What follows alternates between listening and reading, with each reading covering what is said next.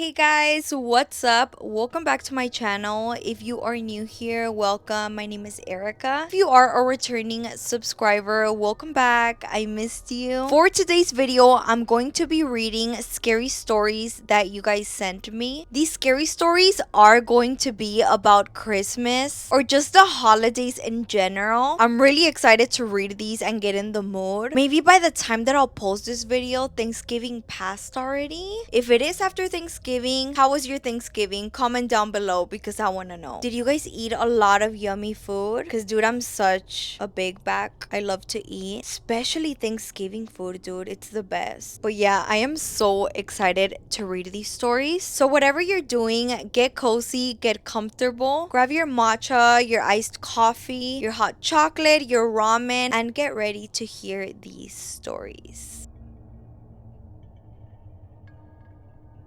My boyfriend's house is haunted. A lot of weird stuff goes on, and usually towards the colder months is when things get weird. At first, when my boyfriend told me that his house was haunted, I didn't think much of it because I never felt weird vibes from his house. One day, leading up to Christmas, his mom worked nights and she asked me and my boyfriend if we could help her wrap presents. We said yes. That night, we went to go get something to eat and went back to his house to wrap presents. While we were wrapping presents, we heard growling coming from outside his house. I looked at him and asked if any of his neighbors had dogs, and he said no. He heard growling outside along with hearing people chant, but not understanding what they are saying. At this point, I felt like my heart dropped all the way to my ass. After 5 years of being with my boyfriend, I'm finally used to the house and ignore things. Sometimes they're hard to ignore, not gonna lie. Oh my god, growling? Dude, that just makes me think of something I cannot mention. If you know, you know. In December of 2023, I traveled to Mexico City with my mom. Everything was going smoothly.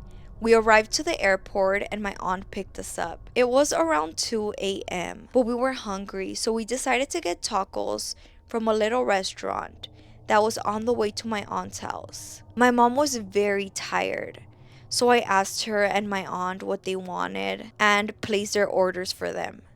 I went to the window, placed the order, and I noticed that the lady that was taking our order seemed very tired, which made sense since it was 2 a.m. She takes my order and I go back to the car to wait. I told my mom that the lady looked so incredibly tired and that I felt bad that she had to be up so late. After about 5 minutes, I went back to the window to check on her order, but there was a new, younger looking woman. I ask about my order and she looks at me very confused. She says, "Lo siento, mija, no creo que hayas pedido todavía." I thought there was a mix up, so I tell her that a different woman took my order. The woman froze. I felt my heart racing, so I went back to the car. I explained what happened to my mom, and my aunt overheard. My aunt is usually very extroverted and loud, but all of a sudden, she got serious when I explained what had just happened. She told us that the young woman's mom had passed away years ago, and that lots of customers claim to still see her, take orders, and cleaning the kitchen. I felt so sick. I had just talked to a dead person. When we got back to the US, my mom took me to our local church and had the Father bless me and pray over me for the next couple of weeks. God, no, dude, because why is that actually so sad? I would be so pissed to still work. Like, se supone que tengo que estar descansando.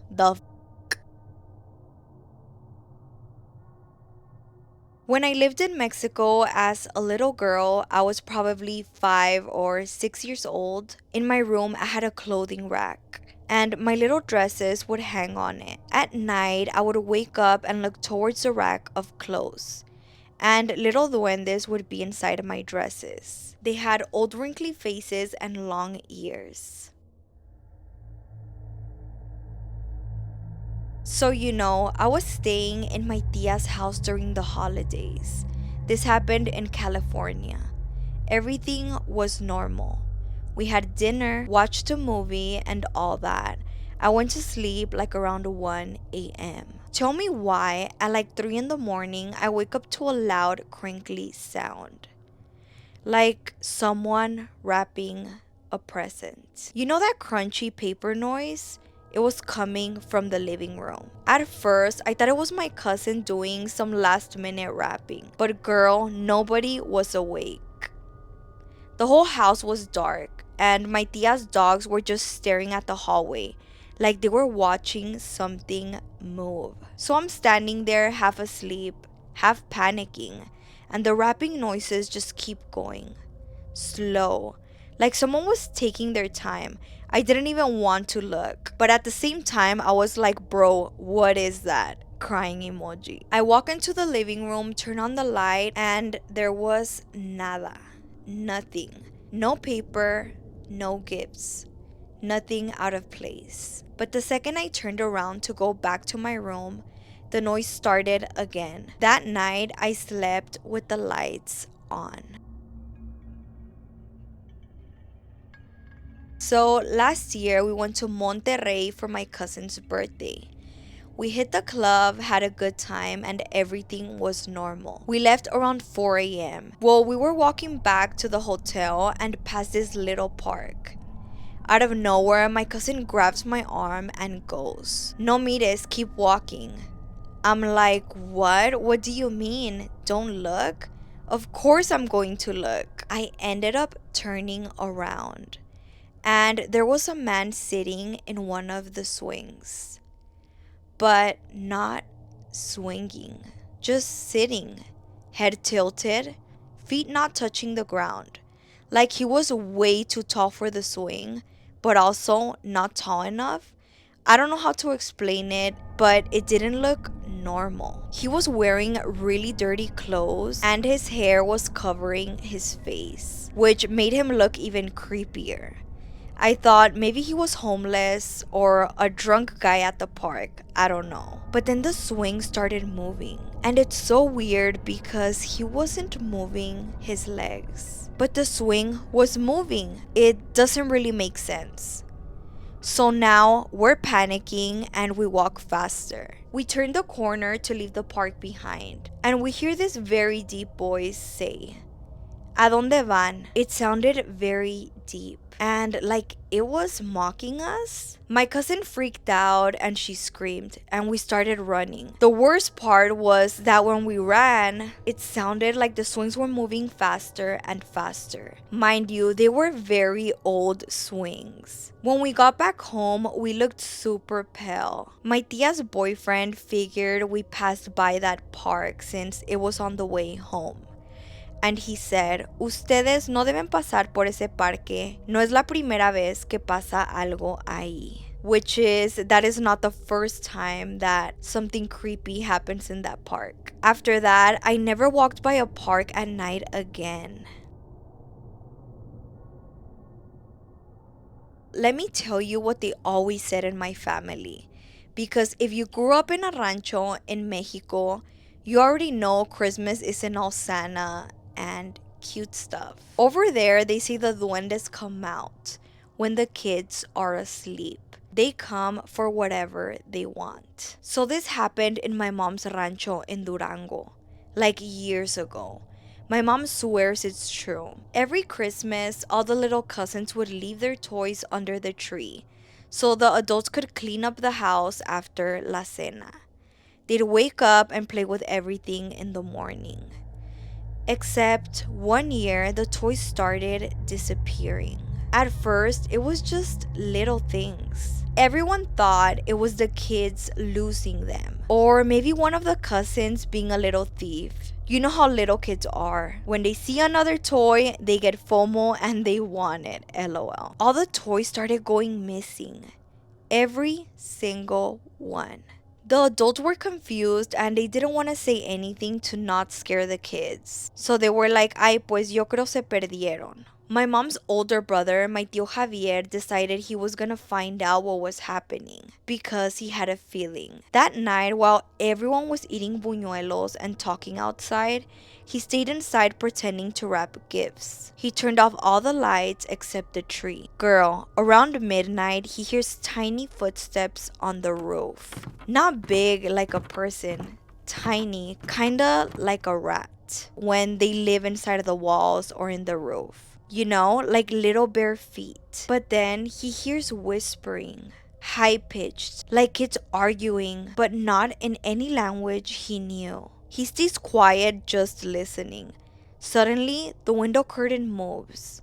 Like if something moved the curtain to peek inside. My tío froze. He said he could feel ice on him, but he didn't really see anyone. That's when he heard wrapping paper crinkling under the tree. So he decided to bend down and look under the tree. He says there were these two tiny little hands, like kid hands but thinner, grabbing a toy car he had hidden behind the leg of a table. The fingers were long and almost bony. He says the nails looked like little claws. My uncle says it looked like a duende. The duende quickly ran and disappeared. After that incident, the toys kept appearing. It's like the toys kept coming back slowly. And the reason for that is because my uncle said que les dejó dulces.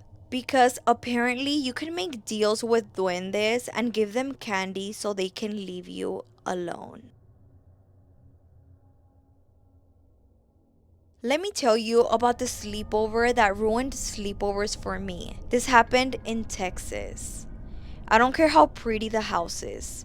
If there's stairs, I'm not staying over. I can't even look at stairs anymore. So we were in San Antonio at my cousin's place. A big Christmas sleepover. All the girls in cute PJs, eating snacks, and everything was super cute. My tío was the only adult awake with us, just making sure everything went good with the cake we were baking. He's sitting on a sofa facing the stairs. All of a sudden, he goes quiet, like dead quiet, and he's just staring at the staircase. We noticed he was a little too quiet, so we were like, what's wrong? He doesn't answer. He just keeps staring, and he's like seeing something that we can't. We look and nothing, just the stairs. But my tío, his eyes are awake. And he snaps out of it and goes, váyanse a dormir. Which I thought was weird because he never cares when we stay up at night. So we were like, okay. That night, we were all asleep in the living room. At like 3 a.m., me and my cousins wake up because we hear something upstairs, like someone walking fast, almost stomping. We freaked out, but we were trying to pretend that we weren't freaked out. Suddenly, my little cousin screams because someone pulled her hair hard. She thought it was one of us, but we were all on the other side of the room. That night, we woke up the whole house.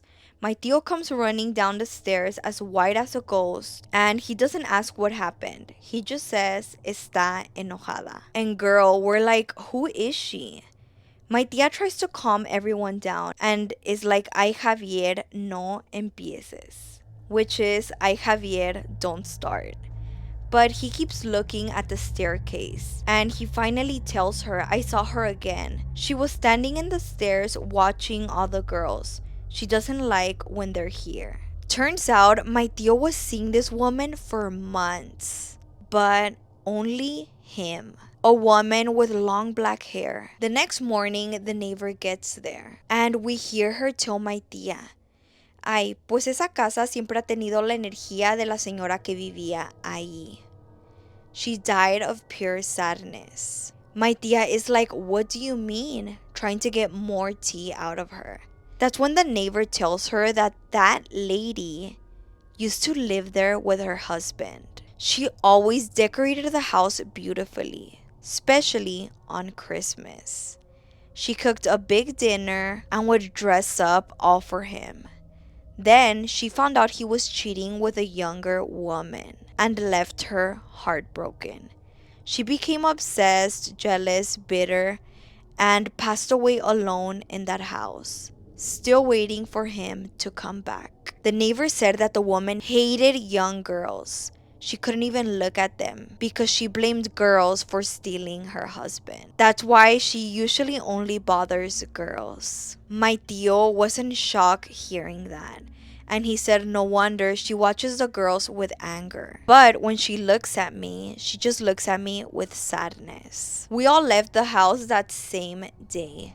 We didn't even finish the leftovers. Oh my god, poor lady. Also, it sucks that you guys didn't eat the leftovers. I really hope you guys took a big plato para llevar. Cause dude, I'm the queen of platos para llevar. Alright guys, this is it for today's video. If you liked it, give me a thumbs up down below. Don't forget to share, comment, and subscribe. A lot of people watch me, but you guys aren't subscribed. Follow me in all my social medias, and I'll see you guys next time. Bye.